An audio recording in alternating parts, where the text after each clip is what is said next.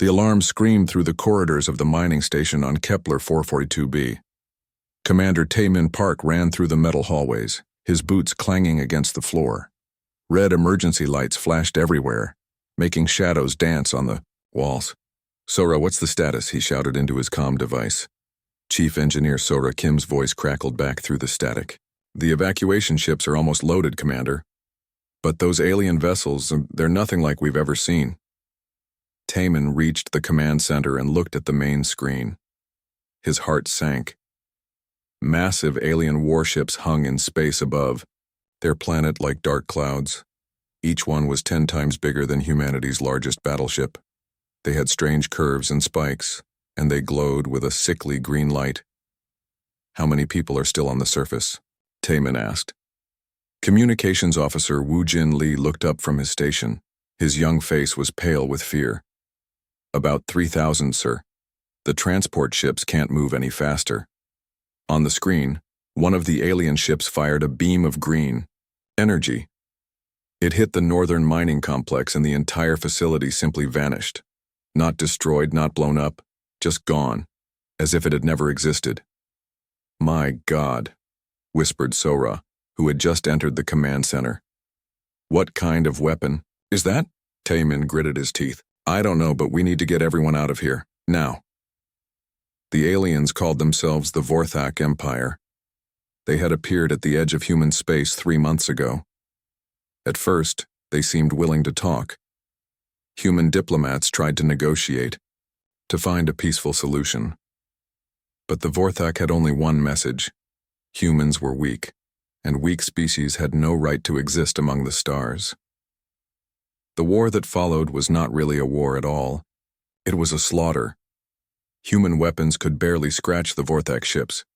Human shields collapsed under their first attack. Entire human colonies disappeared in hours. "Commander," Woo Jin called out. "The last transport is lifting off, but the Vorthak ships are moving to intercept."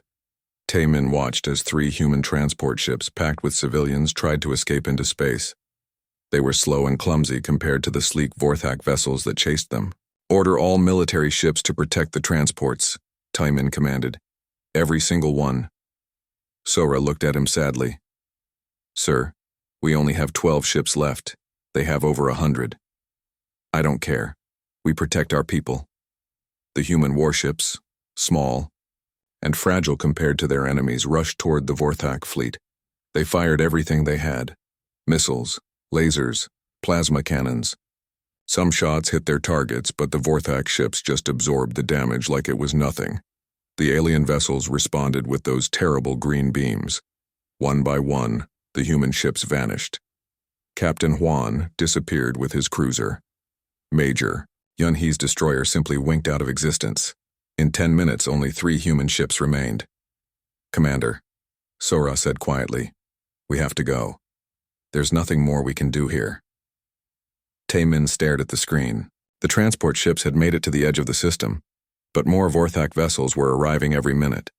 Soon, even retreat would be impossible. "Sir," Woo Jin said urgently, "I'm picking up a strange reading. There's some kind of energy disturbance near the gas giant." "What kind of disturbance?" I'm not sure. It looks like space itself is tearing open." On the screen they could see it, a swirling vortex of light and energy growing larger every second. It was beautiful and terrifying at the same time. "It's a wormhole," Sora breathed, "but not a natural one. Someone or something is creating it." Taemin made the hardest decision of his life. "Signal all remaining human ships. We're going through that wormhole." "Sir, we don't know where it leads," Woo Jin protested. "We know where staying here leads," Taemin replied grimly. "Death." The remaining human fleet, about 50 ships in total, carrying the last survivors of the outer colonies, flew toward the mysterious wormhole. Behind them, the Vorthak ships gave chase, their green weapons lighting up space. As they approached the wormhole, Taemin could see it was unstable. Energy crackled around its edges, and space itself seemed to bend and twist. Whatever had created this passage, it wouldn't last long. "All ships, this is Commander Park," he broadcast. "We don't know what's on the other side, but we know what's behind us. Stay together. And whatever happens, remember, we are human. We survive. One by one, the human ships disappeared into the swirling vortex. The transport vessels went first, carrying thousands of civilians, then the military escorts. Finally, Taemin's own ship entered the wormhole. The passage was like nothing he had ever experienced. Reality seemed to break apart around them. Time moved strangely, sometimes fast, sometimes slow. He saw stars being born and dying in seconds. He saw galaxies spinning like wheels. Behind them, just as the wormhole began to collapse, several Vorthak ships tried to follow, but they were too late. The passage snapped shut like a closing door, cutting them off forever. When Taemin's ship emerged on the other side, he found himself in empty space. Strange stars hung in the distance, constellations he had never seen before. His instruments showed nothing familiar. They were far from home, farther than any human had ever traveled. "Where are we?" Sora asked. "I don't know," Taemin admitted. "But we're alive. And we're together." Over the next few days, the scattered human ships found each other and regrouped. They had lost so much. Their homes, their worlds, most of their people. But they had something more important. They had hope. As the human fleet floated in that unknown region of space, Taemin stood on the bridge of his ship and looked out at the alien stars. Somewhere behind them, beyond the collapsed wormhole, the Vorthak Empire probably thought humanity was extinct. "Let them think that. Sora," he said quietly, "start long-range scans. We need to find a place to rebuild." She nodded. "What then, Commander?" Taemin's eyes hardened with determination. "Then we make sure this never happens again. We make sure that when we meet the Vorthak again, we're ready." In the vast emptiness of unknown space, the last humans began their journey into exile. They had been driven from their homes, scattered like leaves in a storm, but they were not beaten. Not yet. The galaxy thought humanity was dead. One day they would learn how wrong they were. 200 years had passed since the humans vanished from the galaxy. Ambassador Heejin Choi walked through the grand halls of the Galactic Council building on Nexus Prime. The walls were covered with murals showing the three great powers that now ruled the stars. The Vorthak Empire controlled the eastern sectors with their green glowing ships and planet-killing weapons. The Kalari Confederacy held the northern regions with their advanced technology and peaceful ways. And the Zephyrian Alliance dominated the south, with their massive fleets and warrior culture. Heejin stopped in front of a small display case in the museum section. Inside was a piece of metal with strange markings. The plaque read, "Fragment from human vessel. Species extinct circa 2387. Note primitive construction." She shook her head sadly. The humans were remembered as a footnote in galactic history. A species too weak to survive among the stars. Most beings had forgotten they ever existed. "Still looking at old junk?" A deep voice rumbled behind her. Heejin turned to see War Prime Sekthar, the Vorthak military leader. His race looked like walking lizards with green scales and yellow eyes that glowed in the dim light. He was tall and dangerous like all his kind. "I find history interesting," Heejin replied calmly. "Even the history of failed species." Sekthar laughed, showing rows of sharp teeth. "The humans were not just failures. They were pests. My grandfather was there when we cleansed their worlds. They scattered like frightened insects when real power showed itself." Admiral Sung Ho Yoon approached from another direction. The Zephyrian was built like a warrior, with dark blue skin and 4 arms. His people valued strength above all else, but they respected courage too. "The humans fought well for such a primitive race," Sung Ho said. "My military historians have studied their tactics. They showed bravery, even when facing impossible odds." "Bravery means nothing against superior firepower," Sekthar sneered. "That is why the Vorthak Empire has grown so strong. We understand that only the powerful deserve to rule the galaxy." Heejin frowned. The Vorthak had indeed grown powerful after destroying the human colonies. They had taken over former human worlds and expanded their territory greatly. But their technology had barely improved in 2 centuries. They relied on the same green energy weapons their grandfathers had used. The Kalari, on the other hand, had focused on science and exploration. They had discovered new forms of energy, built incredible cities among the stars, and created wonders that amazed the galaxy. Her own people believed in progress through knowledge, not conquest. The Zephyrians had built the largest fleet in the galaxy. Their ships were tough and their warriors feared nothing. But they followed strict codes of honor and rarely started wars without good reason. The balance between our 3 powers has kept the galaxy peaceful, Hyejin said diplomatically.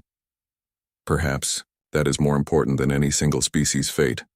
Peace is just a pause between wars, Sung Ho replied. My sensors have been detecting strange energy signatures at the galaxy's edge. Something is out there beyond the rim. Something big. Sekthar's yellow eyes narrowed. My ships have seen these readings too. Probably just cosmic phenomena. Dead, stars or gas clouds. But Hyejin had heard the reports from her own deep space monitoring stations. Ships had been spotted in the void between galaxies. Massive vessels unlike anything in their databases. Her scientists called them ghost signatures because they appeared and vanished so quickly. Later that day in her private office, Hyejin reviewed classified reports from Kalari intelligence. The mysterious ships had been appearing more frequently over the past year. They were enormous. Some readings suggested vessels the size of small moons. Her aide, a young Kalari named Min Jun, entered with the latest data. Ambassador, the long-range scanners have detected another anomaly, he said nervously. This one is different. It's not moving randomly like the others. It's coming toward us. Hyejin studied the data on her screen. A massive object was indeed moving toward the galaxy's edge, still months away at its current speed. But its trajectory was too precise to be natural. Have you informed the other powers? She asked. Yes, ma'am. Both the Vorthak and Zephyrians have confirmed similar readings. War Prime Sekthar wants to send a battle fleet to investigate. Of course he does, Hyejin muttered. And Admiral Sung Ho? The Zephyrians are mobilizing their border patrols. They're being more cautious. Hyejin made a decision. Send a message to both powers. Request a joint meeting to discuss these anomalies. We need to coordinate our response. But even as she gave the order, Hyejin felt a strange chill. Something in her bones told her that the galaxy was about to change forever. The comfortable balance between the 3 powers, the peaceful routine of the past 2 centuries, was coming to an end. That night she had strange dreams. She saw vast ships emerging from the darkness between stars. She saw beings in strange uniforms standing on bridges larger than cities, and somehow in her dream, she heard a voice speaking in an ancient language that sounded almost familiar. When she woke, Hyejin went to her computer and searched through historical databases. She found references to human languages, recorded before their extinction. The sounds from her dream were similar to something called Korean, one of the many tongues the humans had spoken. But that was impossible. The humans were gone. Everyone knew that. The Vorthak had made sure of it 2 centuries ago. Yet as she looked out her window at the strange stars on the horizon, Hyejin couldn't shake the feeling that something was coming. Something that would change everything the galaxy thought it knew. In the depths of space, far beyond the rim of the galaxy, massive shapes moved through the darkness. They had been waiting for a long time, watching, preparing, learning. The 3 great powers continued their careful dance of diplomacy and territory. The Vorthak Empire flexed its military muscles. The Kalari Confederacy pursued knowledge and art. The Zephyrian Alliance maintained its honor codes and warrior traditions. None of them imagined that in the cold void beyond their borders, the descendants of a failed species were making final preparations for their return. Ships the size of worlds powered up their engines. Weapons that could reshape stars charged their cores. The humans were coming home. And they were bringing gifts the galaxy would never forget. Captain Veltar was having a boring day patrolling the edge of Zephyrian space when his instruments went crazy. Alarms started beeping, and his tactical display lit up like a festival celebration. His forearms moved quickly across the control panels, trying to understand what was happening. Contact bearing 07 Mark IV, his sensor operator reported. Range, impossible. The computer says it's 3,000 kilometers long. Veltar's dark blue skin paled. Check your instruments. That reading can't be correct. But when he looked at the main screen, his warrior's heart nearly stopped. A ship hung in space before them, and it was the most beautiful and terrifying thing he had ever seen. It was indeed massive, stretching across the darkness like a floating city. Its hull was white and silver, covered with gentle curves and glowing blue lines. It looked nothing like the sharp, aggressive designs of modern warships. "Sir, we're being hailed," his communications officer said with a trembling voice, on screen. The face that appeared was completely unexpected. It was human, definitely human. The being had smooth skin, dark hair, and wore a uniform of deep blue with silver trim. But there was something different about him, something that spoke of great knowledge and calm confidence. "Greetings," the human said in perfect Zephyrian. "I am Captain Jaewoo Kang of the United Terran ship Indomitable. We come in peace, seeking dialogue with your people." Veltar's training took over, even though his mind was reeling. "I am Captain Veltar of the Zephyrian Alliance. Humans are extinct. This is impossible." Captain Kang smiled softly. "Reports of our extinction have been greatly exaggerated. May we speak face to face? I believe your leaders will want to hear what we have to say." Within an hour, a small shuttle had docked with Veltar's patrol ship. 3 humans emerged, and Veltar got his first close look at what humanity had become. They moved with quiet grace, and their eyes held depths of knowledge that spoke of centuries of experience. Captain Kang was accompanied by Dr. Yoon Seo Han, a woman whose gentle manner couldn't hide her sharp intelligence, and Lieutenant Commander Mi Young Seo, who had the bearing of a warrior but none of the aggression Veltar expected from a military officer. "Please sit," Veltar offered, gesturing to chairs in his briefing room. "I must ask, where have you been? The galaxy has believed your species dead for 200 years. Dr. Han answered in a calm voice. "When the Vorthak drove us from our worlds, we found refuge beyond the galactic rim. In the void between galaxies, we discovered things that changed us. We learned, we grew, and we built a new civilization." "Built what, exactly?" Veltar asked. Captain Kang touched a device on his wrist, and a holographic display appeared above the table. It showed star charts unlike anything Veltar had ever seen. Dozens of solar systems connected by streams of light. Massive structures orbiting stars. Ships that dwarfed planets. "We call it the Terran Commonwealth," Kang explained. 57 star systems, each one carefully shaped to support billions of lives. We learned to work with nature instead of fighting it. We learned to build with the universe, not against it. Lieutenant Commander Seo leaned forward. "Captain Veltar, we've been watching the galaxy for decades. We know about the 3-power balance. We know about the wars and the peace treaties. We've been waiting for the right time to return." "And that time is now?" Veltar asked. "Yes," Dr. Han said simply. "The galaxy is ready to grow beyond its current limitations. We want to help with that growth." Veltar's warrior instincts were screaming warnings, but these humans showed no signs of aggression. They spoke softly, moved carefully, and treated him with respect. Still, the implications of their return were staggering. "The other powers will not welcome your presence," he said honestly. "The Vorthak will see you as a threat. The Kalari will. Be curious but cautious. My own people, we will need to discuss this in council."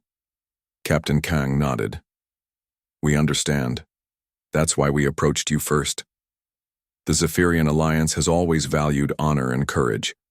We hoped you would listen before making judgments." Over the next few hours, the humans shared more information about their civilization. They had developed technology that seemed almost magical.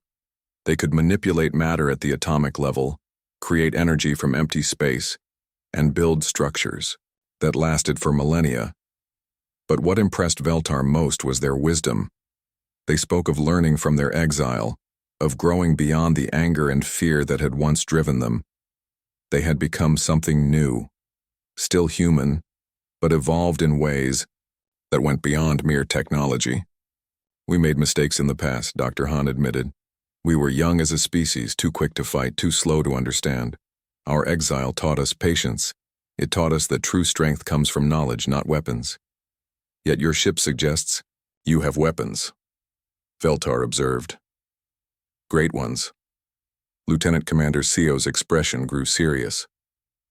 We have the means to defend ourselves and others, but we prefer to create rather than destroy. Would you like to see? She touched her own wrist, device, and the room's windows became transparent displays showing space outside. Veltar watched in amazement as the human ship's hull began to change. Sections opened up, revealing vast gardens and habitation areas. The ship wasn't just a vessel, it was a living world, home to millions of people. Your ship is inhabited? Veltar asked in wonder. Captain Kang smiled. The Indomitable houses 12 million people. Scientists, artists, teachers, farmers, children playing in parks that have never known war. We are explorers and builders, not conquerors. The implications hit Veltar like a physical blow.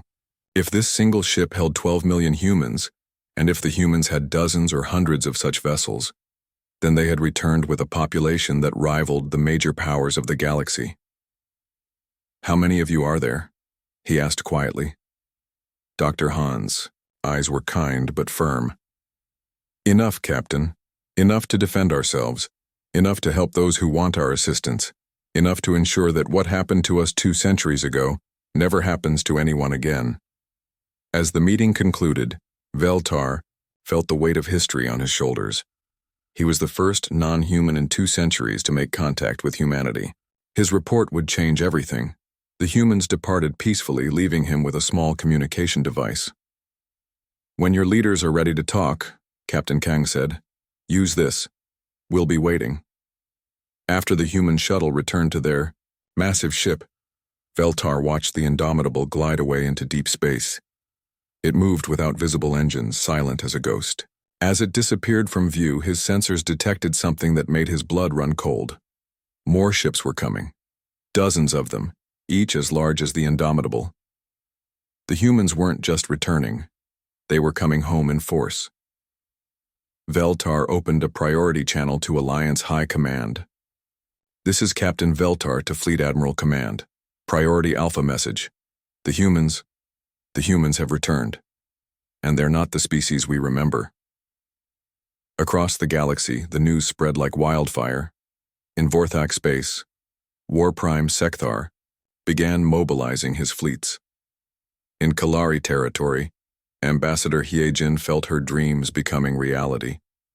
The balance that had ruled the galaxy for 2 centuries was about to be shattered. The humans were back, and nothing would ever be the same. The galaxy held its breath as every communication channel suddenly carried the same signal. On Vorthak command ships, Kalari research stations, and Zephyrian military bases, the same image appeared on every screen. It was the bridge of a ship, so vast that its ceiling disappeared into distant shadows. An elderly human man stepped forward into the light. His hair was white, his face lined with age, but his eyes burned with quiet strength. He wore a simple uniform of deep blue with no fancy decorations or symbols of power. When he spoke, his voice carried the weight of centuries. I am Fleet Admiral Donghyun Baek of the New Terran Republic, he began, his words automatically translated into every language in the galaxy. 200 years ago, your ancestors drove my people from our homes. You declared us extinct. You divided our worlds among yourselves. Today, we have returned. Behind Admiral Baek, other humans moved quietly about their duties. The bridge was enormous, clearly part of a ship beyond anything the galaxy had ever imagined. Through massive windows, stars could be seen moving past, suggesting the vessel was traveling at incredible speed. War Prime Sekthar watched the broadcast from his flagship, his scaled hands gripping the arms of his command chair. Around him, His officers muttered in fear and anger. The humans were supposed to be dead. This was impossible. To the Vorthak Empire, Admiral Beck continued, and Sekthar felt those ancient human eyes looking directly at him across space and time. You began this conflict with unprovoked attacks on peaceful colonies. You used weapons that erased entire cities from existence. You showed no mercy to our children, our elderly, our innocent civilians. The scene behind Admiral Bayek shifted, showing images from 2 centuries ago. Vorthak ships firing their green death beams, human colonies simply disappearing. Refugee ships trying to escape only to be hunted down like animals. We remember, the Admiral said simply. Ambassador Hyojin watched from her office on Nexus Prime, her hands trembling slightly. The Kalari had always prided themselves on being the voice of reason in the galaxy, but they had done nothing to stop the Vorthak assault on humanity. They had watched from the sidelines as an entire species was driven into exile. To the Kalari Confederacy, Admiral Bayek said, and now his gaze seemed fixed on her. Your people speak of wisdom and knowledge, yet you stood aside when genocide was committed. You claimed neutrality while worlds burned. You studied the ruins of our civilization like curious scientists examining extinct insects. Hyojin closed her eyes, knowing the truth of those words. The Kalari had indeed sent archaeological teams to study former human worlds. They had treated humanity's destruction as an interesting historical event, not a moral catastrophe. Admiral Sung Ho-yoon stood on the bridge of his flagship, surrounded by his warrior officers. The Zephyrians valued honor above all else, but they too had failed to act when humanity faced extinction. They had been too focused on their own territorial disputes to notice or care about a minor species being wiped out. To the Zephyrian Alliance, Admiral Bayek continued, your codes speak of protecting the weak and defending honor, yet when we called for aid, your ships remained in port. You chose to preserve your own strength rather than risk it for strangers. The Admiral paused, letting his words sink in across the galaxy. Every major leader, every military commander, every citizen with access to communications was hearing this message. The humans had made sure of that by somehow overriding every broadcast system simultaneously. But we did not return for revenge, Admiral Beck said, and his tone became less harsh, more thoughtful. Our years in exile taught us many things. We learned that hatred is a poison that hurts the one who carries it more than the one it's aimed at. We learned that true strength comes not from destroying your enemies, but from being wise enough to turn them into friends. Behind him, the scene changed again. Now it showed human ships, but not warships. These were vessels of impossible beauty, filled with gardens and cities, libraries and schools. Ships that were clearly built to create, not destroy. We returned not as conquerors, but as gardeners, the Admiral explained. In our exile, we learned to build worlds instead of destroying them. We learned to heal instead of hurt. We learned to grow instead of taking. President Narration stepped into view beside Admiral Bayek. She was younger, with kind eyes and a gentle smile that somehow made her more intimidating than any weapon could. The new Terran Republic extends an offer of friendship to all species, she said. We have knowledge to share, technologies that can heal wounded worlds and feed starving populations. We have art and music, stories and dreams that we kept alive during our darkest years. General Kyung-Soo Moon appeared on the other side of Admiral Bayek. Unlike the president, he clearly was a military man, but his bearing spoke of discipline and restraint rather than aggression. However, General Moon said in a calm voice, we also return with the means to defend ourselves and our friends. We will never again allow genocidal war to go unchecked. We will never again stand by while the innocent suffer. The broadcast shifted to show images that made every military officer in the galaxy feel cold fear. Ships that dwarfed planets. Weapons that could rearrange the structure of matter itself. Construction fleets that could build new worlds in days rather than decades. Admiral Bayek stepped forward again, his presence commanding absolute attention. To the powers that claimed our worlds and enslaved our colonies, he said, his voice carrying the weight of 2 centuries of exile. We offer you a choice. You have 72 standard hours to withdraw your forces from all formerly human territories. This is not a negotiation. This is not a threat. This is simply information about what will happen next. The old admiral's eyes seemed to look directly at each viewer, no matter where they were in the galaxy. "We have returned home," he said simply. "Make room." The broadcast ended, leaving the galaxy in stunned silence. On the Vorthak flagship, War Prime, Sekthar roared in fury and began issuing orders to mobilize every ship in the Empire. The humans thought they could intimidate the mighty Vorthak. They would learn the price of such arrogance. Ambassador Hyejin sat in her chair, staring at the blank screen. The Kalari Confederacy would need to decide quickly whether to stand with the returning humans or against them. The choice would determine their fate for centuries to come. Admiral Sung Ho Yoon studied tactical displays showing the positions of human fleets throughout the galaxy. They had appeared everywhere at once, as if they had been planning this return for decades. His warrior's instincts told him that fighting these new humans would be like wrestling with a star, beautiful but ultimately fatal. Across the galaxy, on 1,000 worlds and 10,000 ships, beings who had never heard of humanity before, today suddenly found themselves part of the most important decision in galactic history. The humans had returned. What happened next would determine whether the galaxy would enter a new golden age of peace and prosperity, or burn in the fires of the greatest war ever fought. The countdown had begun. 72 hours to choose between wisdom and destruction. Galaxy had never faced a deadline quite like this one. 71 hours after the human broadcast, War Prime Sekthar made the decision that would seal the fate of the Vorthak Empire. Instead of withdrawing from former human territories, he ordered the largest military assault in galactic history. "Gather, every ship, every weapon, every warrior," he commanded from the bridge of his flagship. "The humans think they can frighten us with pretty speeches and big ships. We will show them what real power looks like." The Vorthak fleet that assembled was truly massive, over 3,000 warships including their largest planet killers. They moved toward the Kepler system, where long ago they had first driven the humans into exile. It seemed fitting to Sekthar that this would be where humanity died for good. Admiral Ji-hoon Park watched the approaching Vorthak fleet from the bridge of the UTS Nemesis. He was the great-grandson of Commander Taemin Park, the man who had led humanity's desperate escape 2 centuries ago. Today he would complete his ancestors' unfinished business. The Nemesis was not just a ship, it was a world. 40,000 kilometers across, it housed 50 million humans in cities that floated among artificial clouds.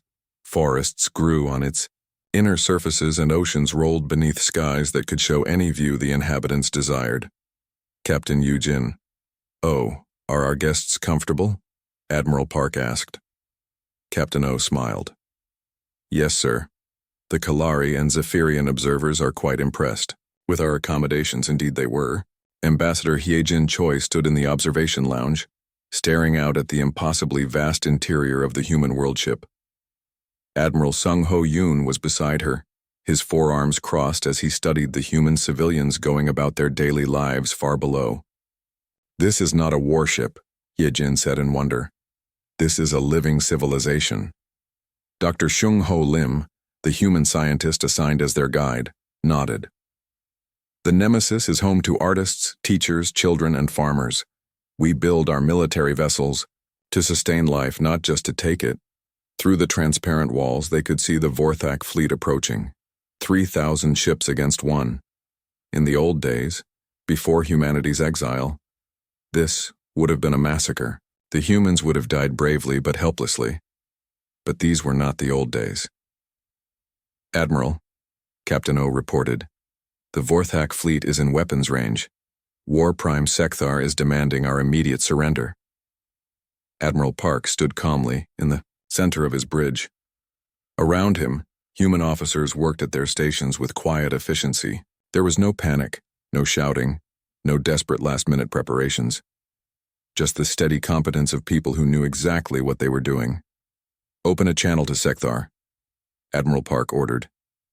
The reptilian face of the Vorthak leader appeared on screen, twisted with rage and anticipation. "Human dogs," Sekthar snarled. You thought your big ship would frighten us?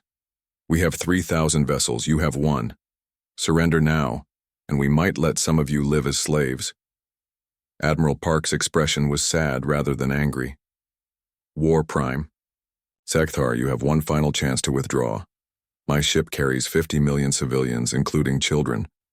I will defend them with everything I have. Sekthar laughed, showing his razor teeth. Your pathetic ancestor said the same thing 200 years ago. See how well that worked out for them. Yes, Admiral Park said quietly. I do see. Thank you for reminding me why this is necessary. The channel closed. Admiral Park turned. To his tactical officer, Ensign Wu Jin, you may proceed. What happened next redefined the galaxy's understanding of power. The Vorthak fleet opened fire with everything they had. 3,000 ships launched their green death beams, the same weapons that had erased human cities centuries before. The energy beams struck the Nemesis and simply disappeared. The world ship's hull absorbed the assault like a sponge soaking up water. The massive vessel didn't even slow down. Impossible, Sekthar screamed as his most powerful weapons proved useless. Fire again! All ships! Continuous bombardment!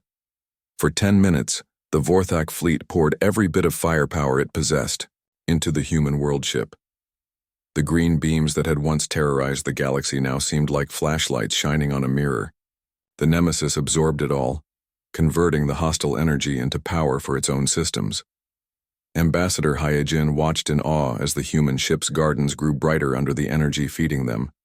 Children played in parks while enemy weapons fired uselessly at their home's hull. How is this possible? She whispered. Dr. Lim smiled gently. We learned to work with the universe instead of fighting it. Energy cannot be destroyed, only transformed. We simply transform their attacks into something useful. Admiral Park spoke calmly into his communications system. War Prime Sekthar, you have now demonstrated that you cannot harm us. Please withdraw your forces before I am forced to demonstrate that we can harm you. But Sekthar was beyond reason. His entire worldview depended on Vorthak's superiority. If they could not destroy one human ship, everything he believed was false. Ram them, he screamed. All ships ramming speed. The Vorthak fleet charged forward, intending to physically crash into the human world ship. It was the desperate act of a leader who had lost all rational thought. Admiral Park sighed sadly. Captain O, please clear a safe zone around the Nemesis. I don't want any debris falling into our residential areas. Captain O touched a control, and space around the Nemesis began to change. A shimmering barrier appeared, extending thousands of kilometers in all directions. As the Vorthak ship struck this barrier, they simply stopped, held motionless by forces they couldn't understand. Now, Admiral Park said, let me show you what humanity learned during our exile. The Nemesis moved closer to the nearby star, a dying red giant that had been slowly cooling for millions of years. Dr. Lim gestured toward the massive screen showing the ancient sun. Watch carefully, he told the observers. This is how we build instead of destroying. Streams of energy flowed from the human world ship toward the dying star. But instead of weapons, these were tools of creation. The energy wrapped around the star's core, compressing it, heating it, feeding it new fuel. Before the stunned eyes of the galaxy, the dying star began to burn bright again. Its red light shifted to brilliant yellow, then to pure white. The renewed star blazed with the power of a dozen suns, sending life-giving energy racing toward planets that had been frozen for eons. We can reignite dead stars, Dr. Lim explained casually as if discussing the weather. We can create new worlds, reshape matter at the atomic level, and build civilizations that span solar systems. This is what we learned in our exile, War Prime. Sekthar stared at the reborn star, his yellow eyes wide with terror. His fleet hung helpless in space, trapped by forces beyond his comprehension. The humans had not just survived their exile, they had become something close to gods. Please, Admiral Park said gently, withdraw your forces. Take them home. Tell your people that the age of conquest is over. The age of building has begun. One by one, the Vorthak ships powered down their weapons. Sekthar himself, The proud warrior who had boasted of his ancestors' genocide now sat, slumped in his command chair like a broken toy. We surrender," he whispered. The news of the Vorthak defeat spread across the galaxy in hours. The mighty empire that had terrorized worlds for centuries had been stopped by a single human ship. More importantly, that ship had demonstrated power beyond imagination and had chosen mercy over revenge. Within days, delegations from across the galaxy arrived to meet with the humans. The Kalari offered their vast libraries and scientific knowledge. The Zephyrians pledged their fleets to help keep peace. Even former Vorthak worlds sent representatives eager to join the new order. Admiral Park stood in the diplomatic hall of the Nemesis, welcoming beings from 100 different species. Ambassador He Jin was there, now serving as the official liaison between humanity and the Kalari Confederacy. Admiral Sung Ho had brought his finest warriors to serve as honor guards for the new galactic government. "This is what we dreamed of during our exile," Admiral Park told the assembled delegates. "Not conquest, not revenge, but a galaxy where every species can grow and thrive. A place where children can play safely under the light of stars we've rekindled." President Narration activated a holographic display showing humanity's plans for the next century. New worlds to be built, dead systems to be restored, technologies to be shared freely with all who wanted them. The new Terran Republic offers membership to any species that embraces peace and growth, she announced. "Together we will build wonders that dwarf even our world ships." Outside the Nemesis, construction fleets were already at work. Human ships were building orbital habitats around the reborn star, creating homes for billions of beings. Former battlegrounds were becoming gardens. Dead worlds were sprouting with new life. The three-power balance that had ruled the galaxy for 2 centuries was over. In its place, a new civilization was being born, one that included every species willing to reach for the stars together. In his private quarters, Admiral Park looked out at the transformed system and thought of his ancestor, Commander Taemin Park. The man who had led humanity's desperate escape would be proud to see what his people had become. The galaxy had tried to erase humanity from existence. Instead, it had created something magnificent. The age of fear was ending. The age of hope had begun.